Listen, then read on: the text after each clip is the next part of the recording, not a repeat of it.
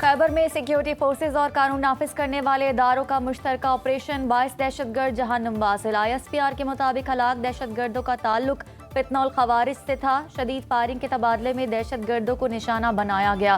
دہشت گردوں کی اندھا دھند فائرنگ سے 10 سالہ بچہ شہید، ہلاک دہشت گردوں سے اسلحہ اور گولہ بارود برآمد۔ سیکیورٹی فورسز کا علاقے میں کلیئرنس آپریشن جاری۔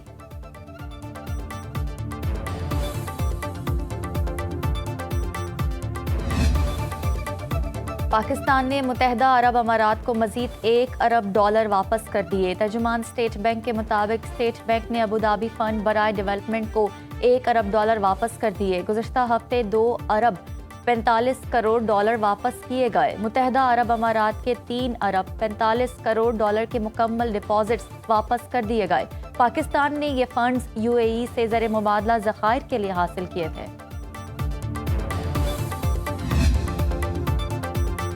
اور امریکی صدر کا اسرائیل لبنان جنگ بندی میں 3 ہفتے توسیع کا اعلان۔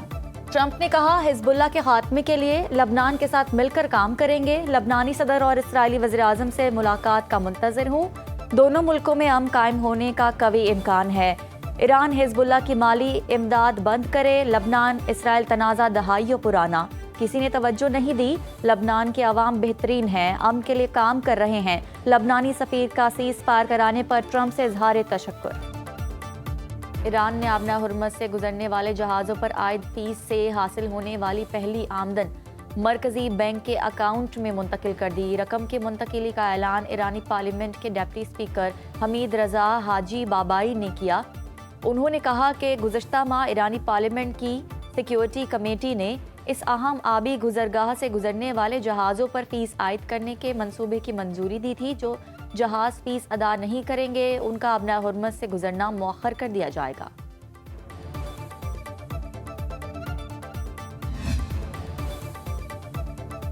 ایران کے نئے سپریم لیڈر آیت اللہ مجتبی خامنائی شدید زخمی ہیں۔ ڈاکٹروں کا ایک گروپ ان کا علاج کر رہا ہے۔ امریکی اخبار نیو یارک ٹائمز کا دعویٰ۔ اخبار کے مطابق مجتبی خامنائی سے پاسداران انقلاب کے سینئر کمانڈرز اور اعلیٰ حکومتی عہدیدار بھی ملاقات نہیں کر سکتے۔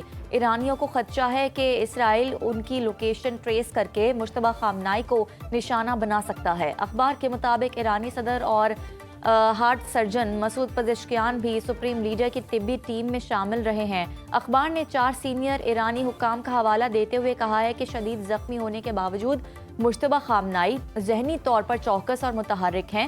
ان کے مصنوعی ٹانگ لگائی جائے گی، ان کے چہرے کی پلاسٹک سرجری کی ضرورت ہے، ان کے تحریری پیغامات قابل اعتماد شخص کی مدد سے پہنچائے جاتے ہیں اور ایسے ہی واپس پیغام بھیجا جاتا ہے۔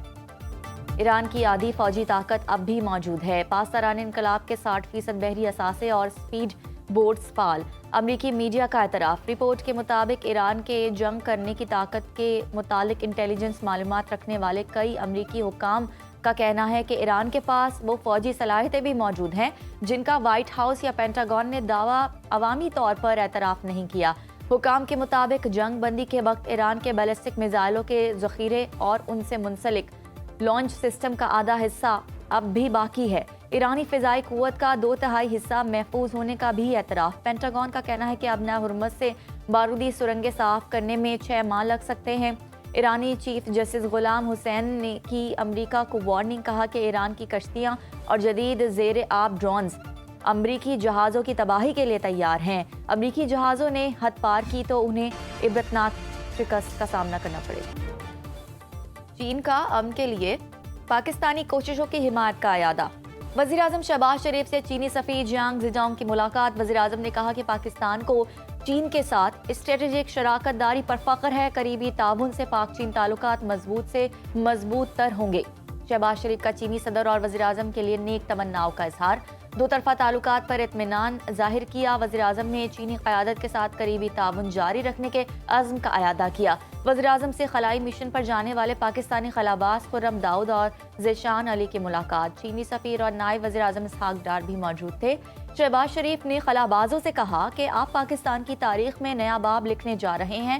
آپ کا خلائی مشن پر جانا پاکستان کے لیے اہم سنگ میل، قوم کے لیے قابل فخر امر ہے۔ لاہور میں ماں نے اپنے 3 بچے قتل کر ڈالے۔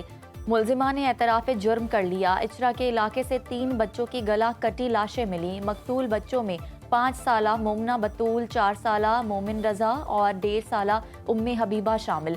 DIG इन्वेस्टिगेशन ज़िशान रजा के मुताबिक वाक़या घरेलू नाचाकी का नतीजा है।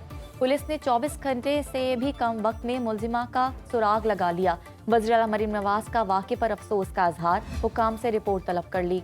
गुजरात के इलाके में घरेलू तनाज़े पर नाराज शौहर की फायरिंग, बीवी और सास जाँ बहक। मुलजिम सद्दाम हुसैन बीवी को मनाने ससुराल आया, ना मानने पर मुलजिम ने फायरिंग कर दी। जाँ बहक होने वालों में 30 बरस की यास्मीन और उसकी वालिदा 60 साला सुगरा बीबी मौके पर दम तोड़ गईं। मफरूर मुलजिम की तलाश के लिए सर्च ऑपरेशन जारी।